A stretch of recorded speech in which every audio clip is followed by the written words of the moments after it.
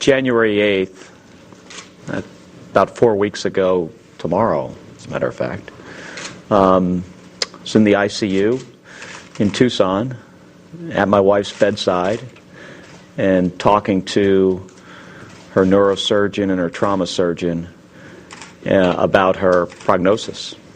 And at that time, my thought was that I'd very likely be sitting in that same seat maybe 2, 4, 6 months later in that ICU by her bedside.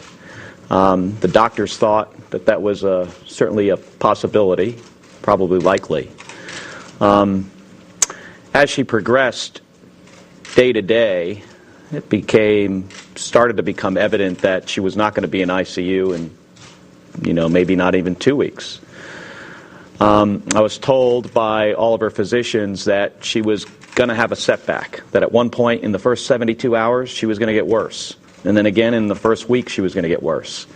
And she would continue to have days where she just had setbacks, and this was going to be a process much longer than I expected.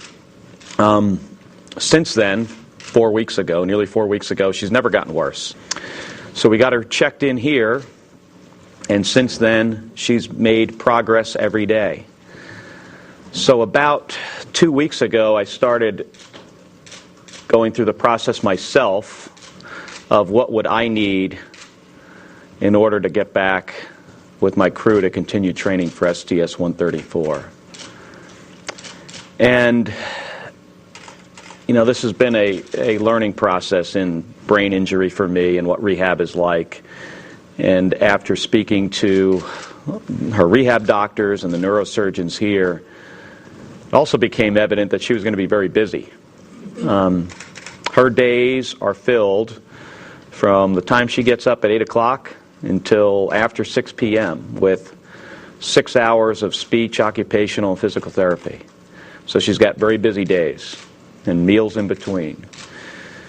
And I started to think about STS-134, about the mission, my crew, the fact that I've been training for it for nearly a year and a half, and considering a bunch of other factors, including what Gabrielle would want me to do and what her parents and her family and my family would like.